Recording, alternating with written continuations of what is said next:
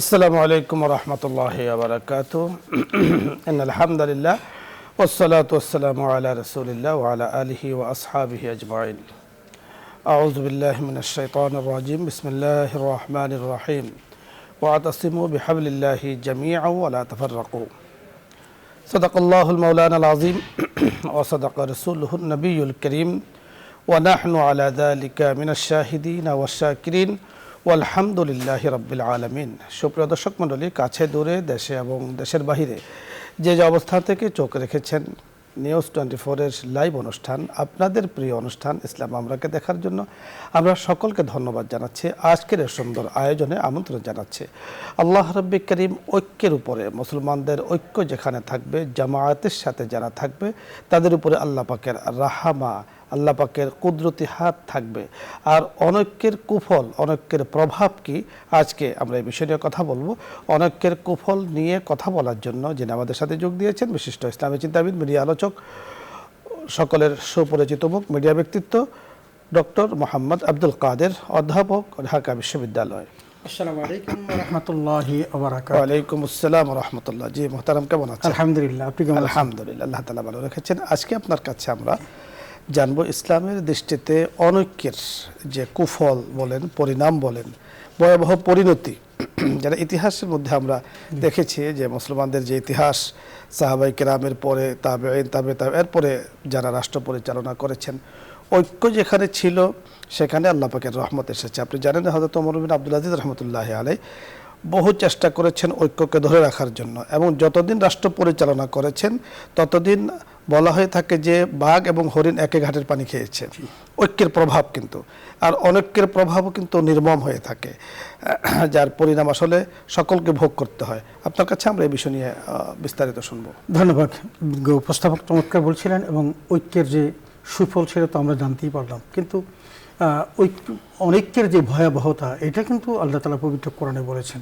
একটি জায়গাতে আমরা এই দুটো বিষয় লক্ষ্য করি। একটা হলো আল্লাহ রাব্বুল আলামিন আমাদেরকে নির্দেশ দিয়েছেন, সেটা সূরা আলে ইমরানের 103 নম্বর আয়াত। আল্লাহ বলেছেন ওয়াতাসিমু বিহাবলিল্লাহি জামিআন, তোমরা আল্লাহর রজ্জুকে পরস্পর সুদৃঢ়ভাবে আঁকড়িয়ে ধরো, ওয়ালা তাফাররাকু, বিচ্ছিন্ন হও না, তার মানে অনৈক্যের মধ্যে যেও না।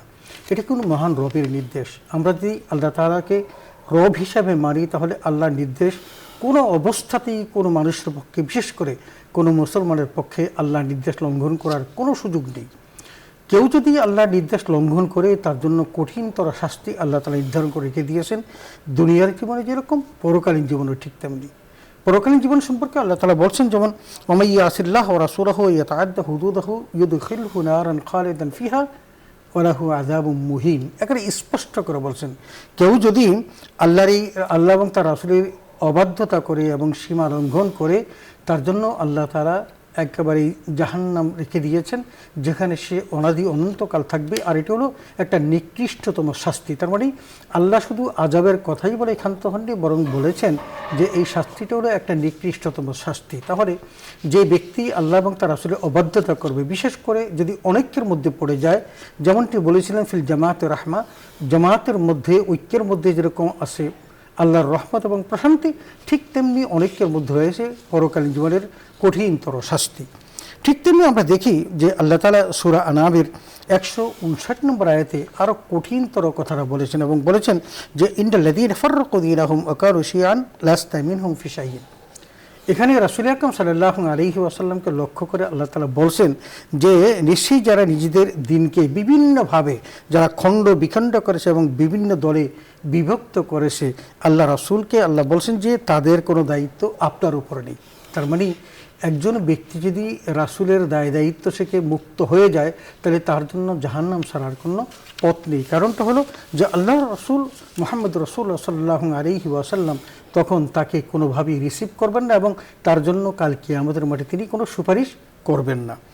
এই যে আয়াতে কারিমাগুলো আমরা পড়লাম, সেখানে আমরা যেটা দেখলাম সেটা হলো মুসলিমরা যতদিন নিজেদের মধ্যে এই ঐক্য ধরে রাখতে পেরেছে, তারা যতদিন পর্যন্ত সীসাডালা প্রাচীরের মতো যেমনি রাসূল বলেছিলেন থাকতে পেরেছে, ততদিন পর্যন্ত তাদের মধ্যে কি ছিল, তাদের সম্মান, প্রভাব, প্রতিপত্তি সকল কিছুই বিদ্যমান ছিল, কিন্তু যখন থেকে তারা বিভক্তির মধ্যে চলে গেছে, যেমনটি আপনি বললেন যে হযরত ওমর বিন আব্দুল আজিজের সময়কালে যে সেখানে বাঘ এবং হরিণ একসাথে এক ঘাটে পানি খেত, তার মানে কোনো রকমের তখন অনাচার অবিচার ছিল না। ঠিক বলছে যে যদি এই অনৈক্য যখন তৈরি হয় তখন তাদের উপর শুরু হয় জুলুম নির্যাতন। আজকে আমরা আমাদের গোটা বিশ্বের প্রতি যদি তাকাই তাহলে আমরা দেখব যে শুধু মুসলিমদের অনৈক্যের কারণে আজকে মধ্যপ্রাচ্যের একটি রাষ্ট্র ফিলিস্তিন সে বিভিন্নভাবে মার খাচ্ছে। হাজার হাজার মানুষ, সংখ্যার দিক থেকে যদিও অফিসিয়াল সংখ্যা হলে 50,000-এর উপরে শাহাদত বরণ করেছেন, সত্যিকার অর্থে তার চেয়ে অনেক বেশি। এবং ওই ফিলিস্তিনের কোনো বড় বড় কোনো বিল্ডিংগুলো অক্ষত নেই। এখন একটি ছোট্ট মাত্র দেশ, সেটা হলো এই ইসরায়েল, যেটার ভূখণ্ড মাত্র 8,500 বর্গ কিলোমিটার, কিন্তু তারা তাদের নিজেদের ঐক্য আর মুসলমানদের অনৈক্যের কারণে তারা সবসময় মুসলমানদের উপর বিজয় লাভ করতেছে এবং ফিলিস্তিনের মতো দেশ বারবার মার খাচ্ছে। এখন তাদের এই প্রভাবটা এমন এক পর্যায়ে গিয়ে পড়ছে যে তারা এখন ইয়েমেন পর্যন্ত তারা আক্রমণ করছে। তার মানে অদূর ভবিষ্যতে কোথায় গিয়ে পৌঁছবে? মুসলমানরা যদি তাদের সে ঐক্যের মধ্যে যদি পৌঁছতে না পারে তাহলে কিন্তু তাদের জন্য আরও চরম পরিণতি ভোগ করতে হবে। মোহতারামের কাছে আমি খুব ছোট্ট করে জানবো যে মুসলমানদের মাঝে ঐক্যের যে সুফল তা তো ইতিহাসের পাতায় সুন্দরভাবে লেখা রয়েছে, এবং অনৈক্যের যে কুফল সেটাও আল্লাহ তাআলা পরিষ্কারভাবে জানিয়ে দিয়েছেন। যে অনৈক্যটা আসলে হয় কেন? আসলে অনেকের জন্য আমরা অনেকাংশে আমরা দায়ী। কেমনভাবে দায়ী? যেমন রাসূল আকরাম সাল্লাল্লাহু আলাইহি ওয়াসাল্লামের সময়কালে আল্লাহ এবং তার রাসূল যা কিছু বলেছেন, যে আতিউল্লাহ ওয়া আতিউর রাসূল বলছেন, আল্লাহ এবং তার রাসূলের আনুগত্য করা, এবং কোরআন এবং সুন্নাহ যা বলেছেন তার বাহিরে তারা কখনো যান নাই। আল ইত্তেফাক মার ইখতিলাফ একটা শব্দ আছে, যদি আমরা এটা যদি করতে পারতাম তাহলে কিন্তু কখনো বিভেদের প্রাচীর তৈরি হতো না। আমরা সেই জায়গাতে নেই। হ্যাঁ, একতলাফ আমাদের মধ্যে থাকতেই পারে, কিন্তু আমরা মুসলিম উম্মাহ হিসাবে আমরা এক থাকবো, ঐক্য থাকবো, এটাই কিন্তু আমাদের হওয়া উচিত ছিল। যেমনটি রাসূল আকরাম সাল্লাল্লাহু আলাইহি ওয়াসাল্লাম বললেন, কুল্লু মুসলিমিন মিল্লাতু ওয়াহিদা, কুল্লু কুফরিন মিল্লাতু ওয়াহিদা। আমরা যদি দুটো শিবিরে নিজেদেরকে বিভক্ত করতে পারতাম, একটা হলো মুসলিম আর একটা হলো বিজাতীয়, এবং সেই যদি সেটা দিয়ে আমরা অক্ষুণ্ণ রাখতে পারতাম তাহলে কিন্তু তারা কখনো আমাদের উপর বিজয় লাভ করতে পারতো না। আমি যদি ছোট্টভাবে বলি, একজন বৃদ্ধ তার সন্তানদেরকে ওসিয়ত করতে গিয়ে বলেছিল, 4টা লাঠি একত্র করে বললো যে তুমি এটা ভাঙো তো, কেউ পারে নাই। 1 2 3 করে 4 ছেলেকে দিল, কেউ ভাঙতে পারে নাই। তারপর তিনি ওই লাঠিগুলো খুললেন, খুলে একটা একটা করে প্রত্যেকের হাতে দিলেন, আর তারা চট করে ভেঙে ফেললো। তখন বললো যে দেখো, তোমরা যদি এই 4 ভাই যদি ঐক্যের মধ্যে থাকো তাহলে কেউ তোমাদের মধ্যে বিভেদ সৃষ্টি করতে পারবে না, তোমাদেরকে ভাঙতে পারবে না। যদি তোমরা বিচ্ছিন্ন হতো তাহলে আশপাশের লোকজন এসে তোমাদের এই বিচ্ছিন্ন করে ফেলবে, তোমাদের পরাজিত করবে, তোমাদের সম্পদ ধ্বংস করবে, এমনিভাবে তোমরা বিভিন্নভাবে নাজেহাল লাঞ্ছিত হতে থাকবে। তাহলে আমরা এখান থেকে যে বিষয়টা পাই, পারিবারিক জীবন থেকে শুরু করে রাষ্ট্রীয় এবং আন্তর্জাতিক সর্বক্ষেত্রে যদি আমরা আমাদের ঐক্যটাকে ধরে রাখতে পারি, এবং আমরা যদি যত রকমের ফেরকা আছে, যেমন ফেরকা বলতে যেটা বুঝি, যেমন আল্লাহ নিজেই তো এই ফেরকার কথা বলেছেন যে তোমরা ফেরকা সৃষ্টি করো না, ওরা তাফাররুক বলেছেন তোমরা বিভেদ সৃষ্টি করো না। এই যে বিভেদ সৃষ্টিটা, সেটা হলো যখনই আমরা নিজেদেরকে কোনো দলের মধ্যে সীমাবদ্ধ করতে যাই, আমরা কে হানাফি, কে সুন্নি, কে আমরা কি বলে ওই যে আহলে হাদিস, এই সমস্ত বিভিন্ন পজিশনে যখন আমরা চলে যাই তখনই কিন্তু আমরা ভাগের মধ্যে পড়ে যাই। আপনি যথার্থ বলছিলেন। দর্শক মণ্ডলী, অনৈক্যের কুফল, অনৈক্যের শাস্তি আল্লাহ তাআলা নিজেই ঘোষণা দিয়েছেন, ওয়ালাহুম আযাবুম মুহিন। যারা অনৈক্য সৃষ্টি করবে, ঐক্যের পথে বাধা হবে, অর্থাৎ ইসলামের মৌলিক যে বিষয়গুলো আছে সেখানে কোনো জায়গাতে কোনো দ্বিমত নেই।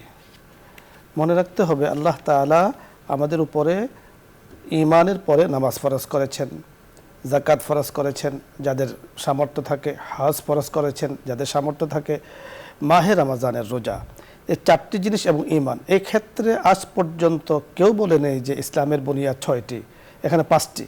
এই 5টির মধ্যে যখন আমরা সকলেই একসাথে একই ছায়াতলে, একই ছাদের নিচে আমরা থাকব, একে অপরের দুঃখে আমরা দড়িয়ে যাব, সুখে আনন্দ ভোগ করব, তাহলে আমরা ইসলামের যে সোনালী যুগ আমাদের মাঝে আবার ফিরে আসতে পারে। ইসলামের সোনালী যুগে আমাদের শায়েখে বলেছেন, ইতিহাসের পাতায় রয়েছে, সোনালী যুগ আজও আমাদের মাঝে রয়েছে, বিদ্যমান রয়েছে। আমরা একটু পড়াশোনা করি, আমরা দেখতে পাবো যে নিজেকে যত ছাড় দিয়ে হোক, ঐক্যের স্বার্থে ছাড় দিয়ে ঐক্য নিয়ে আসা। ইসলামের মৌলিক যে বুনিয়াদগুলো আছে এই ক্ষেত্রে সকলে যেহেতু আমরা একমত, সুতরাং আল্লাহ এবং রসুলের আল্লাহর বান্দা, রাসূলের উম্মত, আমরা সকলেই এই জায়গাতে একমত। আমরা ইচ্ছা করলে আমাদের মাঝে ঐক্য, ঐতিহাসিক ঐক্য সাধিত হতে পারে এবং ঐতিহাসিক সুফল আমরা আমাদের ঘরে আমরা উঠাতে পারবো, আমরা আমাদের ইসলামের ঘরে উঠাতে পারবো এবং ইসলামের সুন্দর সেই সোনালী যুগ আবার ইচ্ছা করলে আমরা ফিরে আনতে পারবো। আমাদের ইচ্ছার কাছে আল্লাহ পাক অবশ্যই রহমত করবেন। আমরা ইচ্ছা করব, আস-সা'য়ু মিন্না, আমরা চেষ্টা করব, আল্লাহ পাক সাহায্য দান করবেন। কারণ মুসলমানদের মাঝে আল্লাহ তাআলা বলেছেন ওয়ালা তাফাররাকু, কখনো তোমাদের মাঝে তাফাররুক বিল আবদান। মুফাসসিরিনে কেরাম বলেছেন যে মতের অনৈক্য হতে পারে, মতের অমিল হতে পারে, একই জায়গাতে চললে, এক জায়গাতে বসলে মতের অমিল হতে পারে, বিভিন্ন ধরনের পরামর্শ আসতে পারে, কিন্তু যিনি মূল জিম্মাদার থাকবেন, উনি যা সিদ্ধান্ত দিবেন এই সিদ্ধান্তের উপরে সকলে ঐক্যমত পোষণ করা। এর মধ্যে কিন্তু ইয়াদুল্লাহি আল জামাআ, এর উপরে আল্লাহ পাকের রহমত হবে, এরপরে আল্লাহ তাআলার করুণা কিন্তু আমরা পেয়ে যাব। আল্লাহ রাব্বুল করিম আমাদের সকলকে কথাগুলো বোঝার তৌফিক দান করুন। আমিন। আলোচ্য বিষয় নিয়ে আপনাদের যদি কোনো প্রশ্ন থাকে, কোনো কিছু জানার থাকে, আপনি প্রশ্ন করতে পারেন, অথবা যে কোনো মাসলা মাসাইল নিয়ে আপনি প্রশ্ন করুন, আমরা চেষ্টা করব কথা বলার জন্য। প্রথমে যিনি আছেন, আসসালামু আলাইকুম ওয়া রাহমাতুল্লাহ। ওয়ালাইকুম আসসালাম ওয়া রাহমাতুল্লাহ। হুজুর, জি আজকে আমি সম্মানিত আলোচকের উদ্দেশ্যে একটা কথা বলতে চাই, আপনার অনুমতি সাপেক্ষে। জি বলুন। হুজুর, আমি তো সম্মানিত আলোচক, আমি এই ইসলাম আমরা অনুষ্ঠানের সময় রেগুলার দর্শক একজন। যে গানের একটি প্রবাদ আছে হুজুর স্যার, যে বাপে বানায় ভূত, শিক্ষকে বানায় ফুল। আপনার ইউনিভার্সিটিতে আমার একমাত্র সন্তান ইংরেজি বিভাগে লাভ করতে ছাত্র, আপনার কাছে দোয়া কামনা করছি এবং পাশাপাশি হুজুরের কাছেও দোয়া প্রার্থনা করছি তার ভবিষ্যতের জন্য, তার ভবিষ্যৎকে আল্লাহ আল্লাহ কষ্ট কোনো বরকত পাবো না হুজুর। ধন্যবাদ আপনাকে। আপনি খুব পরিচিত মানুষ, পরিচিত কণ্ঠ, প্রায় আমাদের কাছে আপনি অত্যন্ত গুরুত্বপূর্ণ প্রশ্ন করে থাকেন। তা আমাদের সম্মানিত মুহতারামের কাছে আপনি দোয়া চেয়েছেন, ওনার স্টুডেন্ট, ওনার ছাত্র, আপনার সন্তান। আপনার সন্তান আমাদের সকলেরই সন্তানের মতোই আমরা দেখছি। আল্লাহ পাকের উজ্জ্বল ভবিষ্যৎ দান করুন, আমরা তাই আল্লাহ তাআলার কাছে কামনা করছি। ধন্যবাদ। আমরা পরবর্তী দর্শকের কথা শুনবো। আসসালামু আলাইকুম ওয়া রাহমাতুল্লাহ।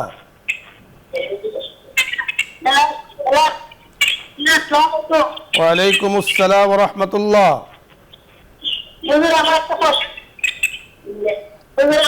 টিভির ভলিউম কমিয়ে পরিচয় বলে প্রশ্ন করুন।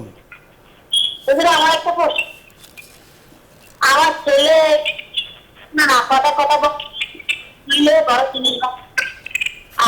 বোঝা যাচ্ছে না আপনার কথাগুলো। ধন্যবাদ। আপনি আরেকবার চেষ্টা করুন, পরের দর্শকের কাছে আসবো। আসসালামু আলাইকুম ওয়া রাহমাতুল্লাহ। দর্শক পরিচয় অবশ্যই বলবো, এরপরে প্রশ্ন করব। জি ওয়ালাইকুম আসসালাম। আমি নওগাঁ থেকে আবুল কালাম বলছি।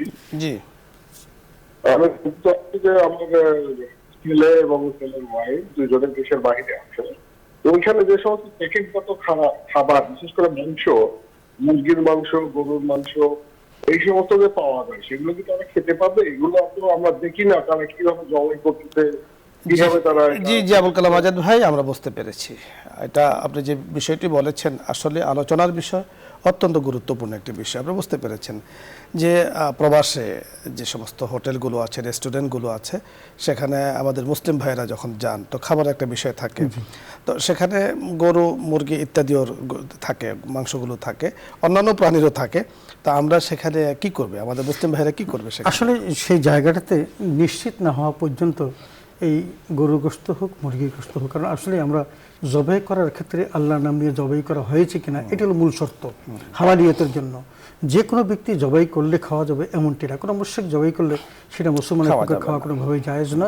সেই কারণে নিশ্চিত না হওয়া পর্যন্ত খাওয়া যাবে না, বিকল্প কোনো পদ্ধতি আপনাকে অবলম্বন করতে হবে।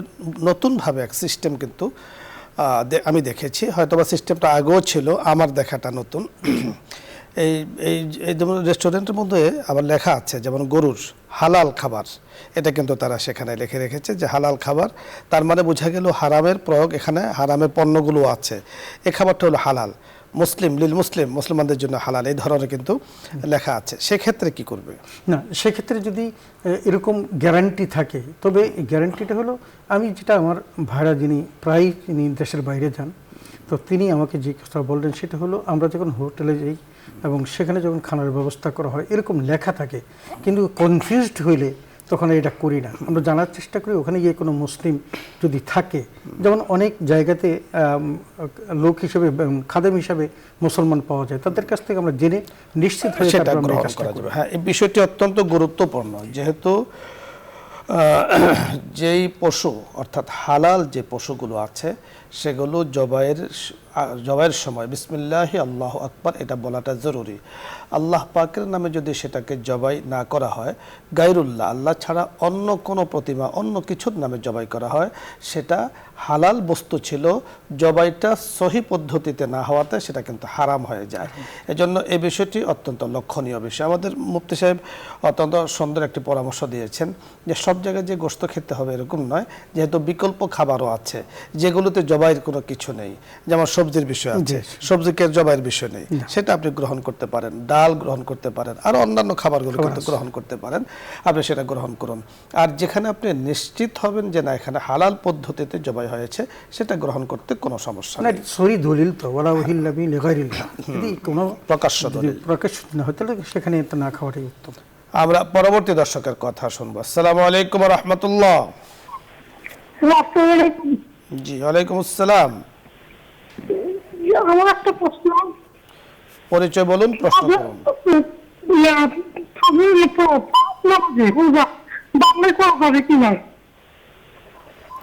আপনাকে ধন্যবাদ, আপনার কথাগুলো আমরা বুঝতে পারিনি, আরেকবার চেষ্টা করুন। পরের দর্শক যিনি আছেন, দর্শক পরিচয় বলবেন, এরপরে প্রশ্ন করুন। আসসালামু আলাইকুম। ওয়ালাইকুম আসসালাম ওয়া রাহমাতুল্লাহ। ঢাকা থেকে বলছি। জি, ঢাকা থেকে। আমার দুটি প্রশ্ন। জি, একটি প্রশ্ন হচ্ছে, স্বামী মারা গেলে কি সাদা কাপড় পরতে হয়, বা সাদা কাপড়ের থ্রি পিস পরলে কি হয়? আরেকটি প্রশ্ন, থাকে ঢাকায়, যখন যদি দেশে মাটি দেয় তখন তো তার যাতায়াত বেশি হয় না, এখন দেশে মাটি দেওয়া উচিত না ঢাকা মাটি দেওয়া উচিত? জি, আমরা বুঝতে পেরেছি, আপনি শুনতে থাকুন, আমরা কথা বলছি। বুঝতে পেরেছেন, স্বামী মারা গেলে আমাদের মা বোন যারা আছেন স্ত্রী, তো তার জন্য সাদা কাপড় পরিধান করা জরুরি কিনা? আসলে সাদা কাপড় পরিধান করা জরুরি নয়, তবে এমন কোনো কাপড় পরিধান করা ঠিক নয় যেটা সাধারণত মেয়েরা ব্যবহার করে থাকেন, যেটা উৎফুল্ল অবস্থায়, তার মানে তার স্বামী আছে, বিভিন্ন জায়গায় সে পদচারণা করেন, সেই সময় যে কাপড়গুলো ব্যবহার করা হয় তার চেয়ে ব্যতিক্রম করা, সেটার অর্থ এই নয় যে তাকে কী করতে হবে, সাদা কাপড় পরতে হবে, অন্য কাপড়, তবে রংচটা কাপড় পরতে নিষেধ করা হয়েছে। অর্থাৎ সাজসজ্জা হয় এই ধরনের হয় এমন কোনো কাপড় পরতে নিষেধ করা হয়েছে। একেবারে সাদা, আসলে সাদাটা কেন ব্যবহার করা হয়? সাদাটা এই জন্যই ব্যবহার করা হয় যে এর মধ্যে কোনো সাজসজ্জা নেই। যেহেতু সাজসজ্জা নেই, সুতরাং মানুষ দেখলে বুঝবে, অথবা নিজের ভিতরে একটা অনুভূতি থাকবে যে একটা দুঃখী একটা পরিবেশ, তারপরে কি বলে স্বামী মারা গিয়েছে মানে সমবেদনা করবে, এই ধরনের একটা পরিবেশ সাদার মধ্যে কিন্তু প্রকাশ পায়। আপনি জানতে চেয়েছেন যে সালোয়ার কামিজ যদি পরে তাহলে সেটা হবে কিনা? সেটাও তো হবে, কোনো সমস্যা নেই। আড়ম্বরহীন, জাঁকজমকহীন, সাজসজ্জাহীন যে কোনো পোশাকই আপনি ব্যবহার করতে পারেন। একটা স্বামী থাকলে যে ধরনের পোশাক পরা হয় সেগুলো তার ভিন্নতা আপনি গ্রহণ করবেন। এবং যেহেতু আমাদের মা বোনদের সাজসজ্জার একটা ব্যাপার থাকে, অলঙ্কারাদি ব্যবহারের ব্যাপার থাকে, সেটাও কিন্তু বর্জন করতে হবে। এই অর্থাৎ এই ইদ্যত পালনকালীন সময় 4 মাস 10 দিন।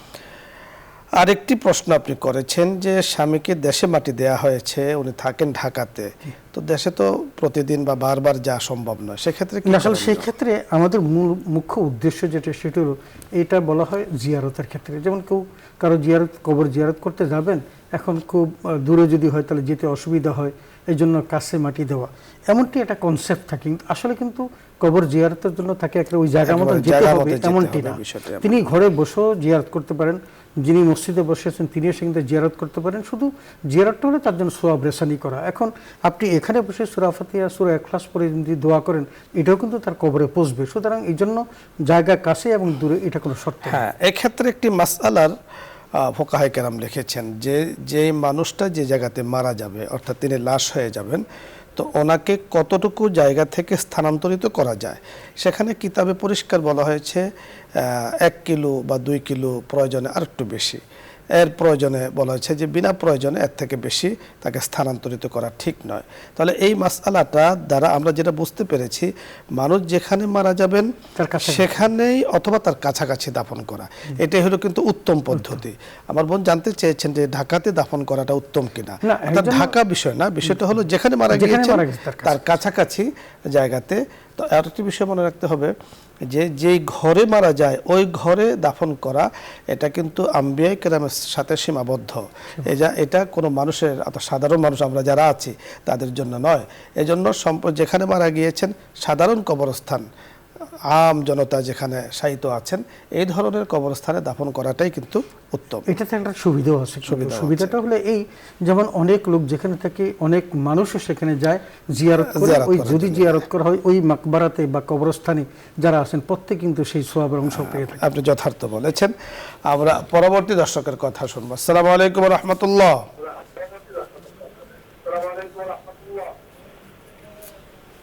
হ্যালো, আসসালামু আলাইকুম। ওয়া আলাইকুম আসসালাম।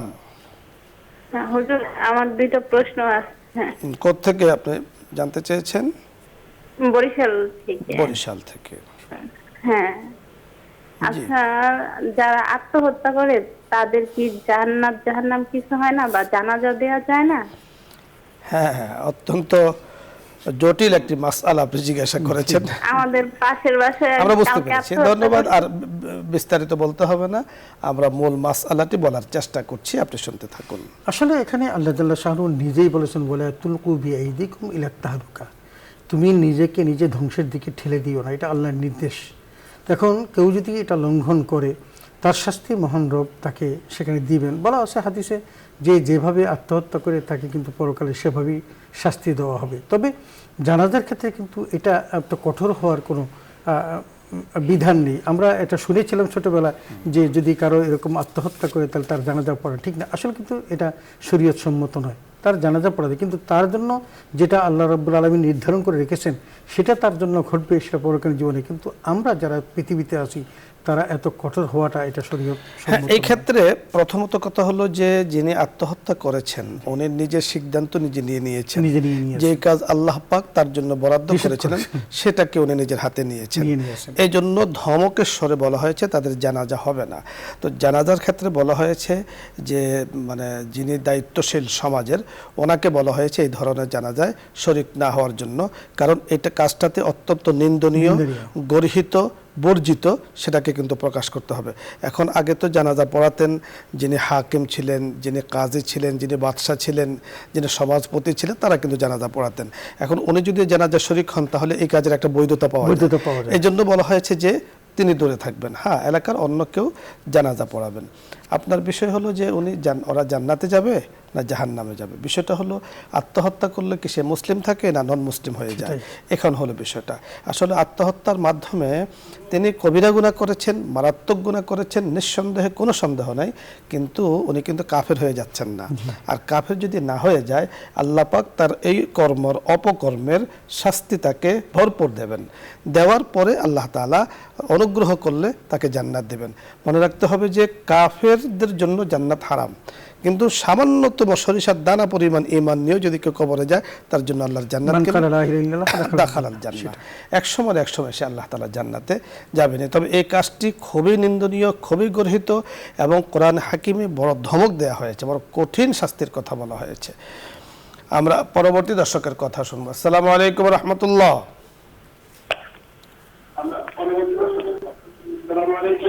আসসালামু আলাইকুম। ওয়া আলাইকুম আসসালাম ওয়া রাহমাতুল্লাহ।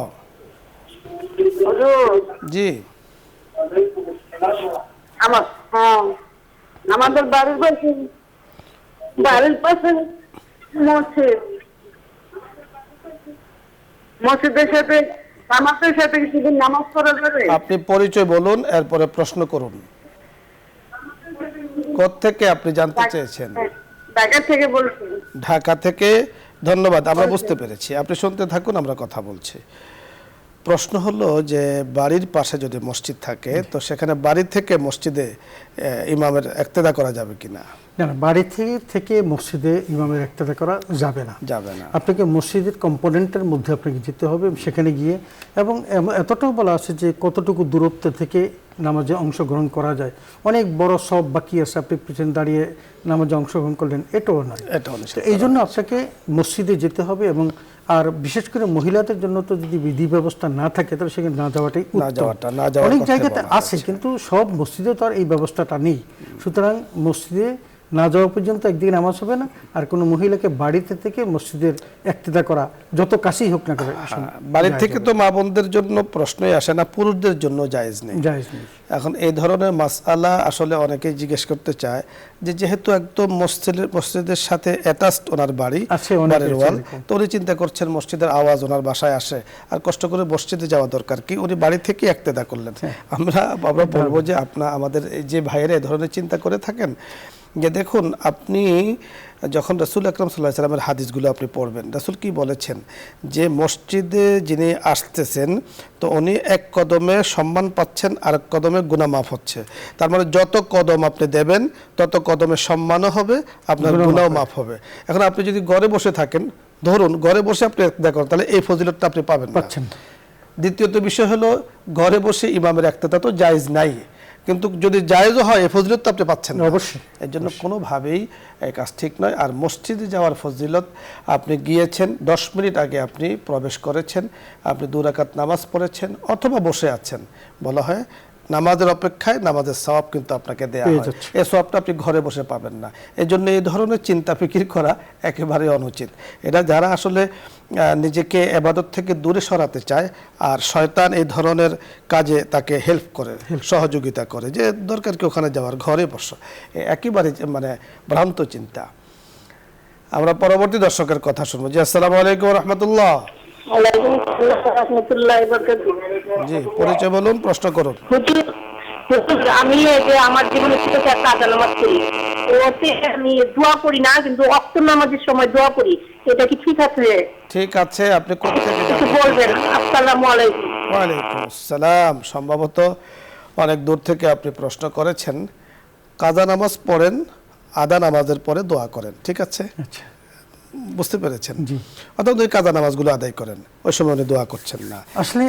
আসলে দোয়ার বিষয়টা হলো একটু আলাদা বিষয়। সেটা হলো একদিকে যদি আমরা বলি দোয়া নামাজের অংশ হয়, আবার অন্যদিকে আর দোয়া মুখলে বাদা, এবাদতের মগজ হলো দোয়া। এখন আপনি নামাজের পরে, সেটা কাজা নামাজ হোক আর যে কোনো নামাজই হোক, যদি সুযোগ থাকে সেটা আপনি আল্লাহর কাছে ফরিয়াদ করলেন, আপনি সেই ফরিয়াদ বা ওখানে বসে যদি দোয়া করেন, সেই দোয়ার অবশ্যই ফল আপনি পাবেন। এখন কাজা এবং ওয়াক্তি নামাজের মধ্যে যে এই দোয়ার জন্য খাস এবং এমনটি না। আপনি কাজা নামাজ পড়লেও দোয়া করতে পারেন, ওয়াক্তি নামাজ পড়লেও দোয়া করতে পারেন, বা ফরজ নামাজ পড়লেও করতে পারেন। আর যদি নাও করেন তাতে কিন্তু নামাজের মধ্যে কোনো সমস্যা নেই। আমরা পরবর্তী দর্শকের কথা শুনবো। আসসালামু আলাইকুম ওয়া রাহমাতুল্লাহ। আসসালামু আলাইকুম। ওয়া আলাইকুম আসসালাম ওয়া রাহমাতুল্লাহ। পরিচয় বলুন, প্রশ্ন করুন। আমি নাটোর থেকে বলছিলাম, নাটোর গুরদাসপুর। জি হুজুর, আমি গরিব মানুষ তো, ভ্যান চালানি কাজ করি, মানে ভ্যান চালাই তো বুঝতে পারছেন নাকি? বুঝতে পেরেছি। টিভির ভলিউম কমিয়ে নিন, এরপরে কথা বলুন। আমি নামাজ পড়ি হয়তো অনেক যাত্রীর কারণে, অথবা বিভিন্ন কারণে নামাজটা সময় মতো পড়তে পারি না। পরে আমি যখন সময় পাই তখন পড়ি, তাহলে কি আমার ঠিক হবে নাকি হুজুর? আমরা কথা বলছি নাটোরের ভাই, আপনি শুনতে থাকুন। আসলে নামাজের ক্ষেত্রে যেটা, সেটা হলো পৃথিবীতে সবচেয়ে বেশি প্রায়োরিটি দেওয়া উচিত নামাজের মধ্যে, কারণ এটাই কাল কিয়ামতের মাঠে প্রথম হিসাবের তালিকায় থাকবে। এই জন্য রাসূল আকরাম সাল্লাল্লাহু আলাইহি ওয়াসাল্লাম বলেন আউয়ালু মা ইউহাসাবু বিহিল আবদু ইয়াউমুল কিয়ামা। এখন আল্লাহ বলছেন কি, যে নামাজটা সঠিক সময়ে আদায় করার জন্য, হ্যাঁ, তবে সেই সঠিক সময়টা কতটুকু, যতক্ষণ পর্যন্ত এই নামাজের ওয়াক্ত থাকে। তো আপনি চেষ্টা করবেন যে কোনো সময়ই যদি নামাজের সুযোগটা থাকে তাহলে ওই জামায়াতের সাথে আদায় করার জন্য। যদি না পারেন, আসলে কর্মব্যস্ত মানুষ বা আপনি যেই জাতীয় কাজে পেশায় নিয়োজিত আছেন, আপনি হয়তো কোনো একটা পণ্য নিয়ে যাচ্ছেন, রাস্তায় দাঁড়িয়ে অথবা সাথে আপনার লোকজন আছে, আপনি নামাজটা পড়তে পারছেন না, কিন্তু ওই সময়ের মধ্যে যদি আপনি আদায় হয়ে যাবে, তবে আপনাকে চেষ্টা করতে হবে যতটুকু সম্ভব জামাতে অংশগ্রহণ করার জন্য এবং আউয়াল ওয়াক্তে নামাজটা আদায় করার জন্য। হ্যাঁ, আপনি বুঝতে পেরেছেন। পরবর্তী দর্শকের কথা আমরা শুনবো। জি, আসসালামু আলাইকুম রহমতুল্লাহ।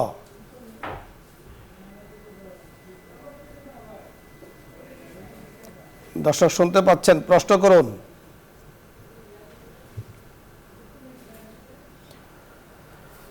মনে হয় আপনি চেষ্টা করছেন, কানেকশন পাচ্ছেন না। আসসালামু আলাইকুম। ওয়ালাইকুম আসসালাম।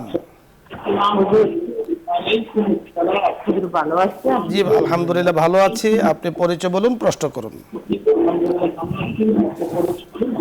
হুজুর আমি টাঙ্গাইল থেকে বলছি। জি,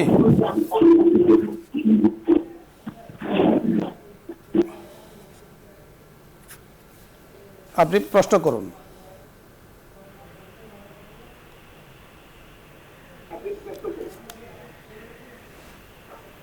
আপনাকে ধন্যবাদ। আপনি টাঙ্গাইল থেকে জানতে চাচ্ছেন, কিন্তু আমরা আসলে শুনতে পাচ্ছি না। পরবর্তী দর্শকের কথা শুনবো। আসসালামু আলাইকুম রহমতুল্লাহ। ওয়ালাইকুম আসসালাম। আসসালামু আলাইকুম রহমতুল্লাহ। ওয়ালাইকুম আসসালাম রহমতুল্লাহ বারাকাতুহু। আমার বাসা হলো গাজীপুর হুজুর। জি বলুন। আমার একটা প্রশ্ন হইলো, মানে আমরা বাসায় অনেক সময় নামাজ পড়ি, ফজরের নামাজটা,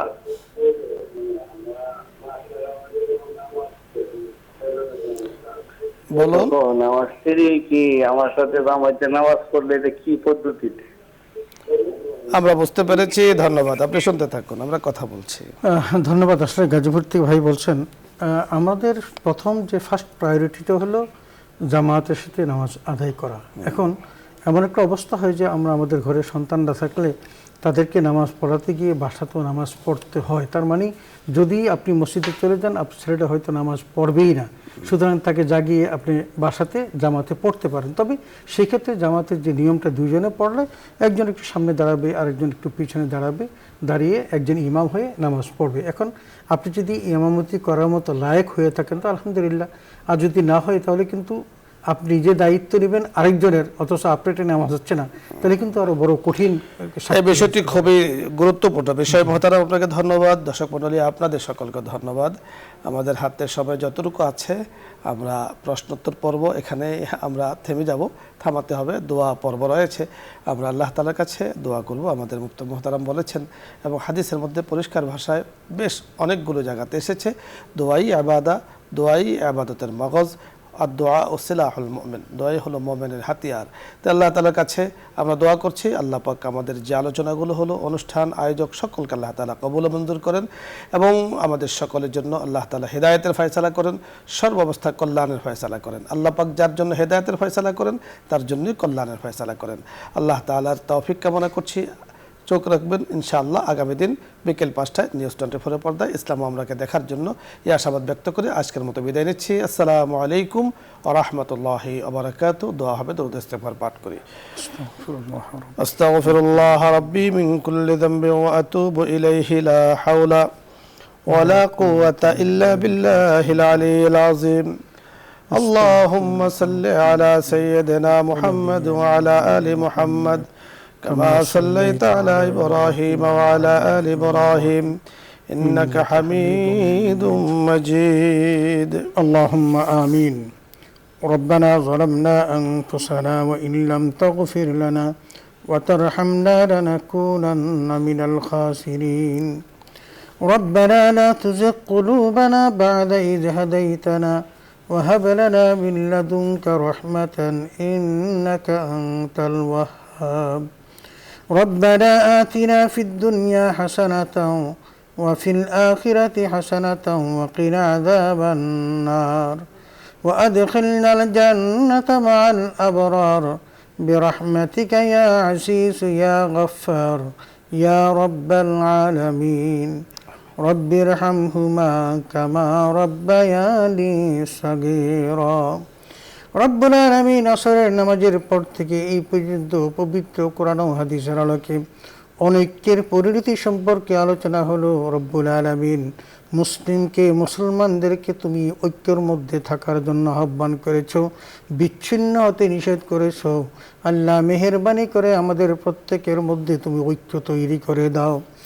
রব্বুল আলামিন যে আলোচনাটুকু হয়েছে, মেহেরবানি করে আল্লাহ আলোচনার ভুল ত্রুটি ক্ষমা করে দিয়ে বাকি সবটুকু তোমার হাবিব মুহাম্মদুর রাসূলুল্লাহ সাল্লাল্লাহু আলাইহি ওয়াসাল্লামের রওজা মুবারকে পৌঁছায়া দাও।